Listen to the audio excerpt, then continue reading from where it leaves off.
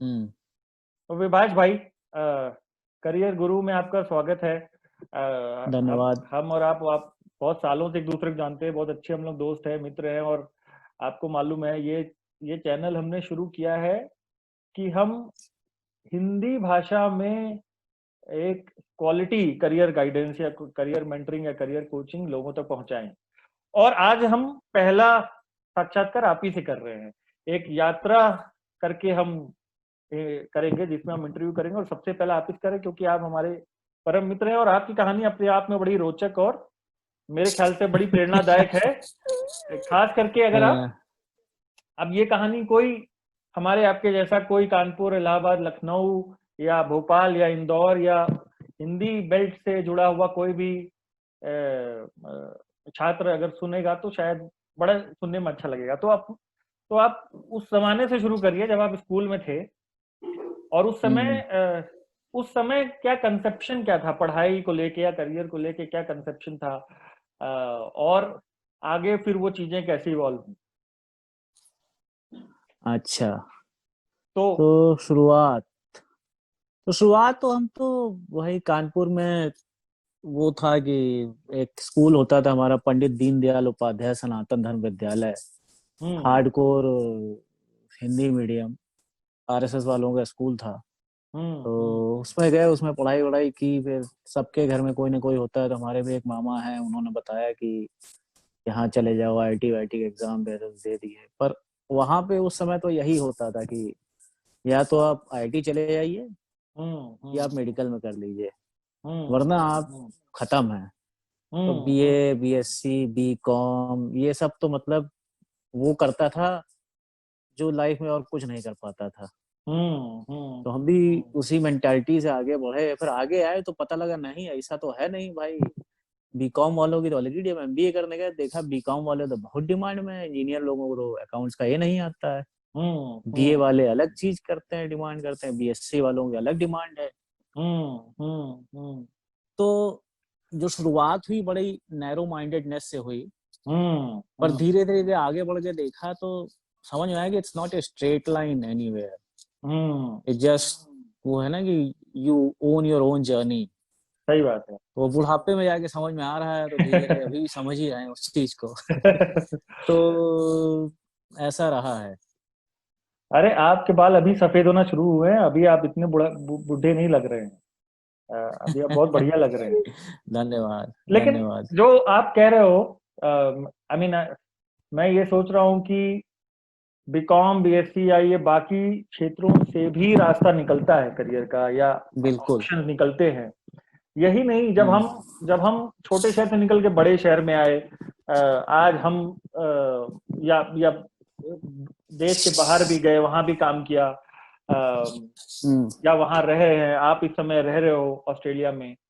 तो हमने ये भी रियलाइज किया कि हम्म। बीकॉम, बीएससी ये तो हम जानते थे, सुनते थे, और उनकी हमें पता चला कि हम्म। उनसे भी रास्ता निकलता है। बट बहुत ऐसे भी करियर के हम्म। चैनल्स पता चले या करियर के माध्यम पता चले जो तब हमें नहीं पता थे कि वो भी होते हैं। हम्म। अ, तो ओ, लेकिन वहां पे चूंकि हमें गाइड करने वाले जो लोग थे वो, उनका दायरा सीमित था, तो हमें जो गाइडेंस मिली उस समय वो भी बहुत सीमित दायरे में मिली। वो भी इसी। तो हम्म। इसीलिए उसमें ये था कि नहीं भाई, वो, हाँ, बोलिए बोलिए। बोलो बोलो, तुम बोलो। नहीं, मैं कहता कि इसीलिए उसमें फिर यही ऑप्शन आते थे कि या तो आप इंजीनियरिंग कर लो, या तो आप आईआईटी निकाल लो, या कोई रीजनल कॉलेज में आपका सिलेक्शन हो जाए, या तो फिर आप डॉक्टरी लाइन में चले जाओ, या ग्रेजुएशन करके फिर आप सरकारी नौकरी के लिए ट्राई करो। तो उस समय यही दो तीन ऑप्शन आते थे। जबकि अ, और मुझे लगता है कहीं ना कहीं, क्योंकि मैं अपने नेक्स्ट जनरेशन वालों से, जो वहाँ अपने रिश्तेदारों के बच्चे हैं या अपने दोस्तों के जो वहाँ रह गए, उनसे बात करता हूँ, तो वहाँ चेंज थोड़ा आना शुरू हुआ है, लेकिन मोटा मोटा अभी भी चीजें वही हैं। इसीलिए इस समय अगर आईआईटी नहीं है तो बहुत सारे प्राइवेट कॉलेज वहाँ खुल गए। मेरे ख्याल से अपने यहाँ जो सबसे बड़ी कमी रहती है जो परवरिश करने में, ठीक है, वो है कि हमारी अपब्रिंगिंग बहुत ज्यादा रिजल्ट ओरिएंटेड रहती है। ठीक है, ये चले जाओ, इस कॉलेज में चले जाओ, वो एग्जाम क्लियर कर लो, ये कर लो, शादी कर लो, बच्चे कर लो। हमें कोई ये नहीं सिखाता कि प्रोसेस एंजॉय करो, रिजल्ट अपने आप आ जाएगा। ठीक है, तो वो अगर आपको किसी को गाइडेंस देना है तो सबसे जरूरी बात मैं यही समझाऊंगा कि प्रोसेस एंजॉय करो, रिजल्ट आ जाएगा। रिजल्ट के पीछे मत भागो, एक्सीलेंस के पीछे भागो। ठीक है, तुम इतनी नौकरी, इतना नंबर आ गया, ठीक है, नंबर तो तुम ला सकते हो, हम भी बहुत लाए हैं रट के। आप तो आपको पता ही है कि मतलब एक रात पढ़े और अगली सुबह बिल्कुल मस्त नंबर आ गया।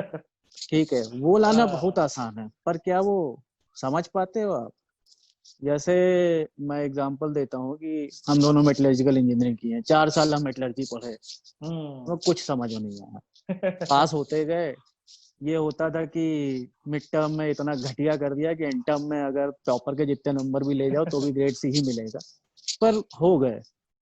फिर और मैं कहूंगा उसके हम लोग बहुत अच्छे कॉलेज से मेटलर्जी पढ़े। हम अपने टीचरों और हाँ, डिपार्टमेंट को दोष नहीं दे सकते, बहुत अच्छे डिपार्टमेंट से, नहीं, हिंदुस्तान उनको का दोष दे ही नहीं सबसे सकते। अच्छे टीचर डिपार्टमेंट से। गलती हमारी कही जाएगी हाँ, कि हम उसमें गलती इंटरेस्ट नहीं ले हमारी पाए। रही कि हम उसमें इंटरेस्ट नहीं ले पाए। फिर 6 साल बाद जब हम रेटिंग करने गए फिच रेटिंग्स में, तो वहां पे हमको स्टील सेक्टर दे दिया गया। अब वो हमने, अब यहाँ वहां तो नंबर तो हमें पता था कैसे भी ले आएंगे, नंबर तो हमें पता था हम कैसे भी ले आएंगे। यहाँ पे तो रोजी रोटी की बात थी ना, कि मतलब अच्छा से काम करना पड़ेगा वरना नौकरी की बात है। तो स्टील इंडस्ट्री ट्रैक करना चालू किए उस समय हम। वो 4 साल हम जितनी मेटलर्जी पढ़े उतनी बीएचयू नहीं पढ़े थे। यहाँ पढ़े तो समझ में आया यार ये तो बहुत अच्छी चीज थी, हम मिस कर गए। ठीक है, बहुत इंटरेस्ट आया चीजों में। तो वही अगर हमने वो इंटरेस्ट कॉलेज में लिया होता तो नंबर तो आ जाते हैं, रिजल्ट तो आ ही जाएगा, प्रोसेस तो सुधारो। अवस्थी जी थोड़ा पीछे जाते हैं, बिकॉज आपने बड़ी अच्छी बात कही कि प्रोसेस एंजॉय करना सीखना जरूरी है, रादर देन कि हर चीज रिजल्ट से रिलेटेड हो।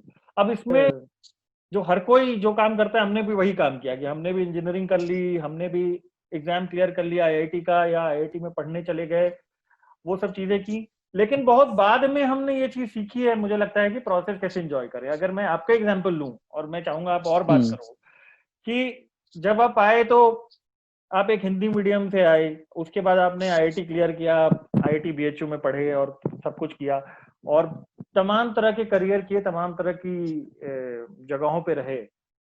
लेकिन बहुत सारी चीजें आपने ऐसी की जो कि शुरू में नहीं थी, राइट? अब आज आप ऑस्ट्रेलिया में रह रहे हो, इतनी खूबसूरत फोटोग्राफी आप करते हो, राइट? हमारे घर में, हमारे बैकग्राउंड में किसी ने फोटोग्राफी नहीं की थी या किसी ने नहीं सिखाया था। आप ब्लॉगिंग करते हो इंग्लिश में इतनी अच्छी, जबकि आप बता रहे हो कि आप हिंदी मीडियम से पढ़ के निकले। तो ये जो जर्नी है, इसके कुछ एग्जाम्पल्स आप बताइए कि प्रोसेस एंजॉय करना जरूरी है, सिर्फ रिजल्ट जरूरी नहीं है। ये चीज कैसे रियलाइज की इन इन एग्जाम्पल से आप थोड़ा बताइए। प्रोसेस एंजॉय करना, ऐसे मैं फोटोग्राफी का एग्जांपल लेता हूँ। तो शुरू में तो ऐसे ही डिजिटल कैमरा लिए बच्चों के फोटो लेते थे, वो चालू हुआ। फिर 2013 में एक दोस्त ने एसएलआर दे दिया, तो वो सब चालू किए, धीरे धीरे जस्ट सीखना चालू किए। कभी ये नहीं सोचा कि इतनी अच्छी फोटो लेंगे या इससे कंपेयर करेंगे, उससे कंपेयर करेंगे। जस्ट फोटो लेते थे, मजा आता था, वापस आ जाते थे, देखते थे, फिर गए, अगले दिन गए। और बहुत ही पेनफुल हॉबी है फोटोग्राफी। मतलब आपको अभी, जैसे मैं यहाँ पे सनराइज की फोटो लेने गया, तो मैं सुबह 4:30 बजे उठा, हम लोग पहुंचे तो 7, पौने 7 बजे सनराइज था, और हम पहुंचे 6 बजे तो देखा रोशनी होने लगी है। करीब यहाँ से 100 किलोमीटर दूर ड्राइव करके गए, और वहां पहुंचे तो जिस तरह की फोटो लेनी थी, पता लगा हम गलत स्पॉट पे हैं। सूरज अलग डायरेक्शन से आ रहा है, हम गलत स्पॉट पे, तो हमारा पूरा 4-5 घंटा वेस्ट हो गया। ठीक है, लेकिन ठीक है, कुछ ना कुछ सीखा। जिस बंदे के साथ गए उससे बढ़िया बातें हुई, नया दोस्त बन गया है। वहां गए, स्पॉट देखे, 4 समझे कि अगली बार आना तो क्या करना। रिजल्ट कुछ नहीं मिला, मतलब जो टाइम लैप्स वीडियो लेना तो बहुत घटिया आया, फोटो भी ऐसी कुछ खास नहीं है, इसी फोटो 1000 बार ले चुका हूँ। बट सीखा क्या मैंने? सीखा मैंने कि वो रास्ता देखा, उसी में 50 तरह के स्पॉट देखे, वो बंदे से बातचीत हुई, उससे बंदे से 4 टिप्स शेयर किए, वहां गए वहां पे स्पॉट्स देखे, तो मैं निराश नहीं हुआ रिजल्ट में आना। सीखा क्या, आ गया, अगली बार फिर जाऊंगा। जब आप फोटोग्राफी में कभी आज तक ऐसा हाँ, नहीं हुआ कि मतलब रिजल्ट के पीछे भागो, जस्ट एंजॉय द प्रोसेस। करता क्यों हूँ, जब मैं फोटो ले रहा होता हूँ तो मतलब वो एक तेंदुलकर कहता है ना, जोन वाला फंडा, I am in the zone. हम्म वो हम्म मूवमेंट में ही मजा आता है मुझे। अच्छा हम्म रिजल्ट आए बुरा आए देखी जाएगी, ठीक है, उसी के चलते इम्प्रूवमेंट आया है। ये तेंदुलकर वाली ठीक बात है। से आपने ये भी, और पहले नयन मोंगिया वाला आपने एग्जाम्पल दिया था, इससे आपका जो क्रिकेट का शौक है, जिसके बारे में हम शायद अलग से एक इंटरव्यू करेंगे किसी दिन, क्योंकि उसके लिए एक हम्म, अलग से इंटरव्यू की जरूरत पड़ेगी उसके लिए। लेकिन जो फोटोग्राफी में आप कह रहे हो, बहुत बहुत खूबसूरती से आपने एग्जाम्पल दिया कि रिजल्ट नहीं मिला, 4-5 घंटे बर्बाद हुए, लेकिन कुछ और हम फिर भी सीख के आए। और उसमें हमने ये भी हम्म, बोला कि अगर फोटो हम लेते भी तो वैसी फोटो हम सैकड़ों पहले ले चुके हैं। तो जो हमें देख रहे हैं दर्शक, उनके लिए मैं बता दूं कि वो सैकड़ों फोटो इतनी खूबसूरत है, और मुझे हर साल उन फोटोज का कलेक्शन का कैलेंडर जो आप भेजते हैं, वो मेरे घर में एक प्राइज्ड पोजीशन है। वो मेरे घर घर घर की मेरी ड्राइंग रूम की खूबसूरती कितनी बढ़ाता है मैं बता नहीं सकता। तो हम एक चीज करेंगे कि इस वीडियो के डिस्क्रिप्शन में आपके आपके जो फोटोग्राफी वाला चैनल है, जो भी आप हम्म। जहाँ पे भी आपकी फोटोज हैं, वो हम जरूर डालेंगे, ताकि जो लोग देख रहे हैं वो ये देखें कि किस तरह से और आप कोई प्रोफेशनल फोटोग्राफर हो नहीं, आपने सिर्फ अपने शौक से, अपने एक्सप्लोरेशन से किस तरह की फोटोज निकाली हैं। इसको हम जरूर और डालेंगे। किसी को शादी मुंडन पत्नी एंगेजमेंट की फोटो लेनी हो तो हमारे हमसे संपर्क करें, हमारी कोई शाखा नहीं है हम आपको डिस्काउंट दे देंगे। अच्छा, हाँ, तो आप आपकी उसके जो बाद वेबसाइट है, फिर कैमराबाजी नाम है वेबसाइट का, राइट? हाँ हाँ हाँ आपकी वेबसाइट हाँ पे ये लिखा है बैनर में, हमारी कोई शाखा नहीं है। जब तक ये लिखा नहीं है नहीं, पर मेरे तब ख्याल से अभी यार, अभी टारगेट ऑडियंस ऑस्ट्रेलिया हो जाएगा ना, तो यहाँ हिंदी नहीं आती लोगों को उतनी, तो इंडिया में ज्यादा सूट करता। हाँ तो हाँ खैर, now another example of enjoying a process, blogging. तो हाँ ब्लॉगिंग ऐसे चालू है कि आपको तो पता है कि अंग्रेजी में हाथ हमारा बहुत ज्यादा ही तंग रहा। हाँ तो हाँ। ऐसे बैठे थे तो एक दोस्त ने बता दिया उसके बारे में, और बकर करते करते चालू किए। अच्छा तो अच्छा। हमारा जो ऑब्जेक्टिव ये था बहुत वो था पुरानी बात है, ये मेरे ख्याल से कम 10-12 साल से 2005, आप ब्लॉकिंग कर रहे हो। हाँ, 15 साल। 2005। हाँ, हाँ तो हाँ हाँ। ऑब्जेक्टिव था कि अंग्रेजी सुधारना, ठीक है। पर हम्म। हमारे अंदर की जो स्किल थी वो बकर, तो ये हम केवल बकर करते थे, हाँ ठीक है। और अंग्रेजी में करते तो उससे अंग्रेजी सुधरती गई, तो कभी ये नहीं हाँ सोचा कि मतलब कोई टारगेट नहीं बनाया, बस करते थे, पढ़ के मजा आता था, हाँ। दोस्तों भेजते थे उनको मजा आता था। बीबीसी में भी नाम आया हमारा अरे वाह वाह वाह। 2005 में। तो वही करते करते कोई टारगेट नहीं बनाया, बस प्रोसेस एंजॉय किया और मजा आ गया। तो वो जो मैं कह रहा था ना कि रिजल्ट ओरिएंटेड छोड़ के प्रोसेस एंजॉय करो तो चीजें हम्म ज्यादा अच्छी होंगी। ये हमारी अपब्रिंगिंग में बहुत मिसिंग रहता है। हम्म। और इसमें हम माँ बाप को दोष नहीं दे सकते कि उन्होंने तो जो करना था कर दिया, अपने हिसाब से बेस्ट ही किया। हम्म हम्म ये हमें खुद समझना चाहिए था। और हम्म नहीं, अब हमने समझाया तो अगली जनरेशन को समझाना चाहिए। हम्म हम्म। थोड़ा तो इसमें इसमें और जाते हैं, क्योंकि जो लोग हिंदी मीडियम से आए हैं, आप कानपुर हम्म, से हिंदी मीडियम स्कूल से पढ़ के आए, उसके बाद अंग्रेजी में ब्लॉगिंग करना और बहुत ही अव्वल दर्जे की ब्लॉगिंग करना, अ, हम्म, ये कोई छोटा मोटा ट्रांसफॉर्मेशन से कम नहीं है। हम्म, तो पहली बात आपने कहा कि शुरुआत इससे हुई कि अंग्रेजी अच्छी करनी थी। हम्म, तो ये भावना कैसे मन में आई? और आप ये सोचिए कि जो बच्चे एक हिंदी मीडियम से पढ़ रहे हैं, हम्म। उनके, जो ये देख रहे हैं, उनके परपेक्ष से, उनके पॉइंट ऑफ व्यू से आप बताइए कि किस तरह की हीन भावना होती है, या किस तरह की एक कॉम्प्लेक्स आ जाता है। कॉम्प्लेक्स तो रहता है और बहुत तगड़ा रहता है, और वो तो आज भी है, दिखाते नहीं है पर है। तो शुरू में तो बड़ी प्रॉब्लम होती थी यार कि जिस तरह के स्कूल से आए तो वहाँ मतलब शुद्ध हिंदी और संस्कृत, मैं क्लास 5-6 तक धारा प्रवाह संस्कृत में बात कर लेता था। वाह ठीक है। वाह। तो फिर कॉलेज में गए तो कॉलेज में प्रोफेसर वगैरह अंग्रेजी में बोल रहा है और हमें घंटा समझ में नहीं आ रहा है चल क्या रहा है। किसी तरह कॉलेज वॉलेज तो निकला, फिर नौकरी ज्वाइन करे तो वहां समझ में आया कि अंग्रेजी तो बोलनी पड़ेगी। तो हमेशा जहां अंग्रेजी बोलने का मौका है चुपके से निकल लेते थे, कट लेते थे पीछे। एक बंदी थी प्रोजेक्ट में, उससे मुझे केटी लेना था, उसका नाम था शर्ली थॉमस। मल्लू क्रिश्चियन और केटी मतलब नॉलेज ट्रांसफर। Knowledge transfer. ये किस तो कॉलेज की बात कर रहे हैं आप? ये 11 ये 12 की बात है टीसीएस या ग्रेजुएशन टीसीएस की? ग्रेजुएशन के बाद जब टीसीएस ज्वाइन किए ना। अच्छा अच्छा, तो आप पहली जॉब जो हाँ, टीसीएस टाटा पहली कंसल्टेंसी जॉब। सर्विस है। अच्छा हाँ अच्छा अच्छा। हाँ, जब पहली जॉब में गए तो एक बंदी थी शर्ली थॉमस, उससे हमें वो प्रोजेक्ट छोड़ के जा रही थी तो मेरे को सब समझाना था। अच्छा अच्छा उसको हिंदी नहीं आती थी और उसका एक्सेंट भी मतलब वो यूएस या यूके में कहीं पली बड़ी थी, हाँ। तो भयंकर एक्सेंट। और हम और कानपुर वो वाले पहली नौकरी ज्वाइन करने तक आपकी इंग्लिश डामाडोल ही थी तब तक, ऐसा नहीं थी कि ही नहीं, ग्रेजुएशन के समय इम्प्रूव? थी ही नहीं। मतलब एक वर्ड में 3 सेंटेंस बोल, एक सेंटेंस में 3 वर्ड बोलने बहुत बड़ी बात होती थी। लेकिन ये वो बताइए, अभी हम इस कहानी पे आते हैं, पर मुझे इसीलिए समझना है क्योंकि मेरे लिए बड़ा ये ट्रांसफॉर्मेशन बड़ा ही अविश्वसनीय लगता है।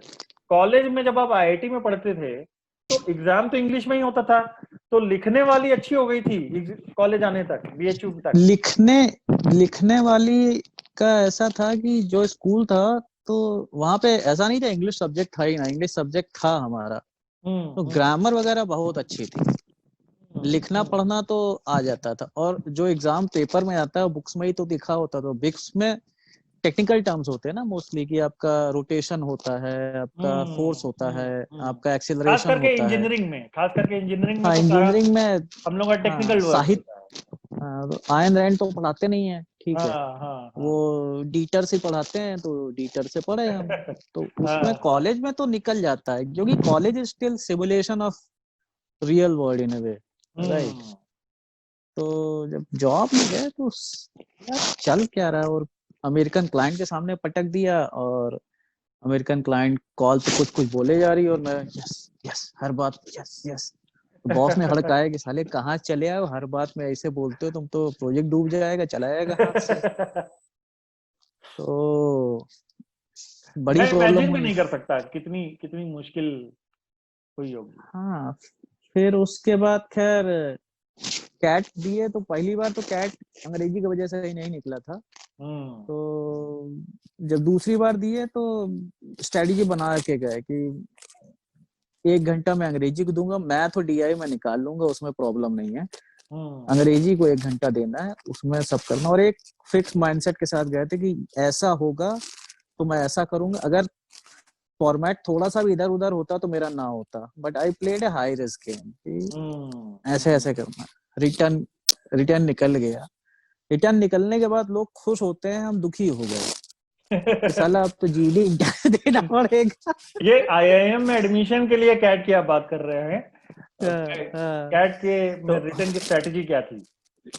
हाँ, और हमारे एक दोस्त हैं अभिनव वाजपेयी, वो भी हमारे ही स्कूल से और वो भी बीएचयू के ही हैं। हाँ हाँ हाँ तो हाँ। हाँ, उनके भी कॉल आया था। तो बैंगलोर में हम लोग तैयारी कर रहे थे, तो हमारे साथ 3-4 लोग थे तैयारी करने वाले, वो सब इंग्लिश मीडियम के और फर्राटेदार जीडी प्रैक्टिस, इंटरव्यू प्रैक्टिस, भना भन वो लोग जवाब दे। और हम और अभिनव वाजपेयी केवल एक दूसरे का मुंह ताकते थे हाँ कि हाँ। 20 मिनट की जीडी प्रैक्टिस चल रही है और वो लोग आपस में लड़े जा रहे हैं और हम एक दूसरे ये का मुंह ताक रहे हैं कि ये मतलब नौकरी करने के 2-3 साल बाद की बात है हमारी। वो कहानी शर्ली थॉमस दूसरे। वाली छूट गई, लेकिन ये 2-3 साल बाद हाँ, की बात शर्ली थॉमस पे आते हैं। है। तो ये बैंगलोर 2003 की बात है। तो हम्म। फिर जीडी जीडी इंटरव्यू हो जाता था, फिर हम और अभिनव चुपके से छत पे जाते थे और मैं पूछता था, हम्म। अबे अभिनव हमारा होगा? अभिनव मतलब ऐसे शौक लगते थे हम लोग कि कैसे क्या करेंगे। हाँ हाँ तो हाँ। खैर बहुत तैयारी किए, प्रैक्टिस किए। तो फिर एक आईएमएस का मॉक टेस्ट होता था। मतलब हम्म। वो मॉक, जो लोग आईएमएस का कोर्स वोर्स किए थे या जिनका भी कॉल आया तो उनके लिए मॉक इंटरव्यू फ्री के रखे थे उन्होंने, मॉक इंटरव्यू। तो हम गए, इंटरव्यू दिए, तो सामने वाले ने ऑब्वियसली स्ट्रेस इंटरव्यू लिया, प्रैक्टिस इंटरव्यू था, उसने तो मारी मेरी। फिर कहता अच्छा अब तुम्हें कुछ पूछना और पूछो। तो मैंने कहा मैं अंग्रेजी ठीक बोल रहा था। कहता हाँ ठीक था, कॉन्फिडेंस ठीक था। तो कह रहा था तुम्हारा कॉन्फिडेंस कुछ ज्यादा ही लग रहा था मुझे, मतलब ऐसे मुझे ही कुछ नहीं आता। मैं ये तो ना कि जब आप फेक फेक कॉन्फिडेंस दिखाते हैं तो वो एग्रेसिव बन जाता है। नहीं अच्छा भाई, किसी तरह जीडी इंटरव्यू भी निकल गया, क्योंकि उसमें आई थिंक रिटेन का वेटेज काफी ज्यादा होता है या कुछ भी था, तो किसी तरह निकल गया। जो असली कॉम्प्लेक्स आया ना, IIM कोलकाता पहुंचे उसके बाद, फिर उसके बाद आप सेलेक्ट होके IIM कोलकाता हाँ, पहुंचे। फिर वहां पे असली कॉम्प्लेक्स आया कि वहां पे अभी तक तो सब साइंस बैकग्राउंड वाले आईआईटी एक ही बैकग्राउंड वाले जाते हैं ना। IIM में तो अलग अलग अगर बीकॉम, बीए, बीएससी ये सब भी है। बीकॉम वालों की बहुत औकात है, और हम सोच रहे हैं कि यार ये बीकॉम वाले तो वो लड़के होते थे जो किसी लायक नहीं होते थे कानपुर, वो बीकॉम करते थे। गुप्ता जी लड़का बीकॉम कर रहा था, उससे तो मैं बात भी नहीं करता था, इतनी हिकारत नजर से देखता था। साला ये आज इसके पास मुझे जाना पड़ रहा है पूछने के लिए कि भाई अकाउंटिंग समझा दो। तो वहां पे असली कॉम्प्लेक्स आया। एक तरह से वो वहां पहुंच के एक लेवल प्लेइंग फील्ड बन गया, राइट। फिर ये मैटर नहीं करता है कि आप आईआईटी से IIM पहुंचे हैं या कोई बीकॉम से पहुंचा है, वहां पे सब बराबर हो गए। बल्कि जो बीकॉम करके आए शायद वो आपसे ज्यादा जानकारी रखते हैं उस टॉपिक की, और आपसे ज्यादा इंग्लिश भी शायद अच्छी बोल लेते हैं। तो मेन तो मुद्दा अंग्रेजी था, बाकी टॉपिक अकाउंटिंग तो यार पढ़ लिए आ गई, ऐसा भी क्या है। इनफैक्ट वहां के प्रॉफ प्रेफर करते थे, कहते थे कि engineers always do better in accounting than account BCom and accountants themselves. तो मेन मुद्दा तो वहां पे आया मैं असली फटी, मतलब समझ ही नहीं आता था क्या करें। और उससे भी ज्यादा जो अंदर का कॉम्प्लेक्स होता है ना कि इंफीरियरिटी कॉम्प्लेक्स, हमें तो नहीं आती है। जबकि हम देखते थे एक तो बंदे थे उनको नहीं आती थी, उनकी ग्रामर वगैरह सब हमसे बहुत ज्यादा खराब थी, लेकिन वो बोलते रहते थे। ठीक है, वो होता ना कि penguin is not designed to fly but it still flies because it doesn't know its body is not designed to fly, something like that। ठीक है, अच्छा तो एक हमें मुझे पता ये था पूछना है कि इंटरव्यू क्लियर करना भी या वहां तक पहुंचना भी ये इसलिए हो पाया क्योंकि रिटन नॉलेज और ग्रामर नॉलेज और ऑन पेपर नॉलेज थी दिमाग में। दिक्कत जो होती थी, जो भी पढ़ाया गया है, अगर इंग्लिश भाषा स्कूल में पढ़ाई गई है तो उसका ग्रामर या उसका जो भी भाषा है वो समझिए, लेकिन वो वर्बलाइज करना मुश्किल होता था। मतलब कि वो रिटन नॉलेज को हम कॉन्वर्सेशनल कैसे बनाएं या उसको बोलचाल में इंग्लिश को कैसे ले आए, वो मुश्किल होता था। क्योंकि जितना बता रहे हो कि यहाँ तक करके हम IIM पहुंच गए, मुझे तो वो भी बहुत चमत्कार लग रहा है। वो इसीलिए हो पाया होगा क्योंकि थ्योरेटिकल नॉलेज था, कन्वर्सेशनल या बोलचाल वाली दिक्कत होती थी। जो होती है ना इंटरपर्सनल स्किल्स बनाना, अंग्रेजी में बात बात में बात कर देना, ठीक है, जान पहचान बनाना, यारी दोस्ती कर लेना, ठीक है, बकर कर लेना, ठीक है, पॉलिसीज पे बात कर लेना, गैस छोड़ देना अंग्रेजी में, बेसिकली बिना बात के बात कर लेना, वो सब नहीं। वो सब तभी हो पाएगा, बेसिकली बकचोदी कर लेना अंग्रेजी में, ठीक है। वो सब तो हिंदी में कितनी करवा लो, अंग्रेजी में नहीं हो पाता क्योंकि कॉन्फिडेंस ही नहीं था। तो फिर वहां पे फटी, फिर वहां से IIM से भी निकल गए, IBM ज्वाइन किए। तो फिर वहां पे ही ऐसे ही कोई बंदी आई थी, हम लोग को ट्रेनिंग में कुछ पढ़ा रही थी, हम और मेरा एक दोस्त बैठ के बंदी को ताड़ा रहे थे, फिर उसके बारे में हंसी मजाक कर रहे थे, जो टिपिकल करते हैं लड़के। तो उस बातों में बंदे ने बता दिया ब्लॉगिंग के बारे में।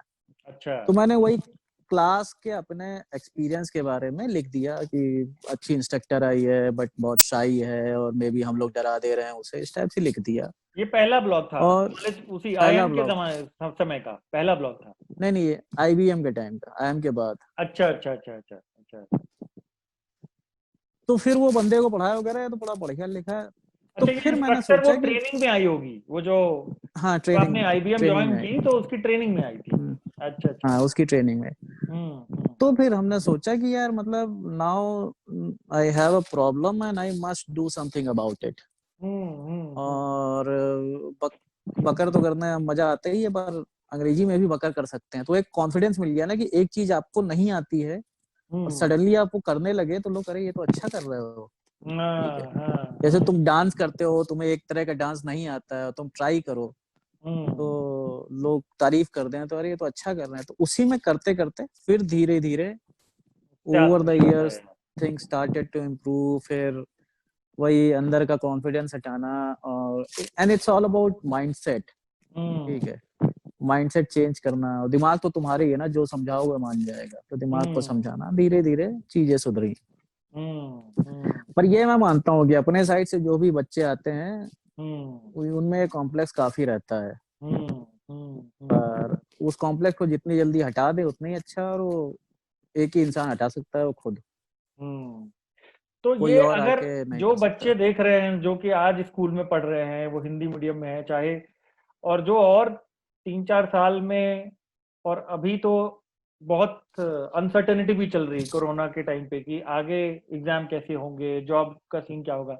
तो जो बच्चे अभी पढ़ रहे हैं स्कूल में, जिनका 3-4 साल में कॉलेज जाना है, या फिर 12th में है या कॉलेज में एडमिशन के लिए जा रहे हैं, जिनको ये दिक्कत है कि हिंदी मीडियम से होने की वजह से इंग्लिश को लेकर के दिक्कत है, उनको अगर उस स्टेज पे इम्प्रूवमेंट करना है तो उनके लिए आप क्या सुझाव देंगे कि कैसे शुरू करें? किसी भी डर को निकालने के लिए ना, किसी भी काम को लेकर डरते हो तो डर निकालने का एक ही तरीका होता है, वो काम करने लगो। ठीक है, तो अगर आपको बोलने में प्रॉब्लम है तो आप बोलना चालू कर दीजिए। मतलब शीशे के सामने बोलिए, गलत बोलिए, किसी को कुछ नहीं पता होता, गलत सलत सब अंदर का इनहिबिशंस निकाल दो बस। लिखने में प्रॉब्लम तो लिखना चालू करो। पढ़ने में पढ़ना तो हमेशा ही चाहिए, जो मैं नहीं करता हूँ कभी। पढ़ते रहना चाहिए।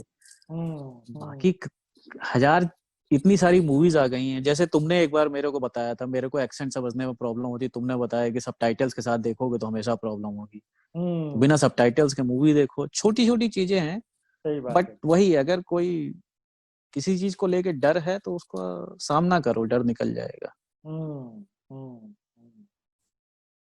हम तो आज भी यही कहते हैं कि आप कोई पिक्चर देख रहे हो तो आप सबटाइटल्स ऑफ करके ही देखो, अगर एक्सेंट बड़ा अजीब लग रहा है। और कहीं 2-4 वर्ड अगर लगे कि यार ये तो समझ नहीं आया, तो कहानी नहीं समझ में आएगी पिक्चर की, तो रोक के सबटाइटल ऑन कर लो, वो रोक के वर्ड पढ़ लो वापस चले जाओ। और फिर ऑफ करके आगे बढ़ जाओ। थोड़ा सा ब्रेक होता है रिदम, लेकिन आपके कान में वो बोलने की तरीका, चाहे वो अमेरिका का कोई है या कोई ब्रिटिश एक्सेंट से बोल रहा है, या कोई स्पेनिश या ईस्ट यूरोपियन एक्सेंट से बोल रहा है, तो वो धीरे धीरे आप यूज टू तभी होगे जब आप बैसाखी हटाओगे। तो लेकिन आदमी प्रैक्टिस कहाँ करे जब आदमी एक हिंदी बेल्ट वाले Tier 2 या Tier 3 टाउन में रह रहा है, जो स्टूडेंट रह रहा है, तो उसके आसपास के बच्चे, जो उसके आसपास का घर का माहौल है, वो सब लोग हिंदी में ही बात करते हैं। मैं एक काम करता था, मतलब ये सोच के तो नहीं करता था कि अंग्रेजी सुधारनी है, बस इसी इन जनरल किया करता था। क्रिकेट का बहुत शौक था, तो स्कूल जा रहे हैं साइकिल से, तो मन में अपना एक क्रिकेट का इमेजिनरी मैच चल रहा है, उसमें कमेंट्री भी चल रही है, उसमें हम खेल रहे हैं, हम आखिरी बॉल पे छक्का मार के जिता रहे हैं, और उसकी कमेंट्री अंग्रेजी में बोलते रहते थे कि ये आए, इन्होंने चौका मारा। ये काम बहुत किया है। ठीक है, और उतनी अंग्रेजी भी सीखे थे। क्रिकेट कमेंट्री अंग्रेजी में होती थी, वही सुन सुन के, रेडियो पे कमेंट्री सुन सुन के सीखे थे। अच्छा, तो वो काम करते रहते थे। तो ऐसे ही कुछ ना कुछ तो सबकी हॉबी होती है ना। अच्छा, मुझे ऐसा लगता है कि ऑस्ट्रेलियन एक्सेंट समझने में सबसे कम दिक्कत होती होगी आपको, क्योंकि क्रिकेट की ज्यादातर नहीं, सबसे कमेंट्री ज्यादा ऑस्ट्रेलियन में होती है। नहीं, ये अलग बात है कि नहीं, सबसे ज्यादा ऑस्ट्रेलियन एक्सेंट बड़ी मुश्किल होती है। बहुत मुश्किल होता है। आधे चीजें तो हाँ ये लोग खा जाते हैं। तो मेरे को जो भी ऑस्ट्रेलियन दोस्त भी बने हैं उनको बोल रखा है हाँ हाँ कि हाँ। धीमे धीमे बोलो क्योंकि मैं तुम्हें सुनता कम हूँ, तुम्हारी लिप रीड ज्यादा करता हूँ। मेरा एक दोस्त था, तो वो कहता था कि मुझे ऑस्ट्रेलियन एक्सेंट इसीलिए थोड़ी सी समझ में वे आ जाती है, अमेरिकन एक्सेंट मुझको ज्यादा दिक्कत होती थी, क्योंकि बचपन से कमेंट्री सुनते आ रहे हैं ऑस्ट्रेलियन में। ज्यादातर बड़े अमेरिकन तो और कमेंटेटर डिफिकल्ट जो होती होते है। थे हाँ।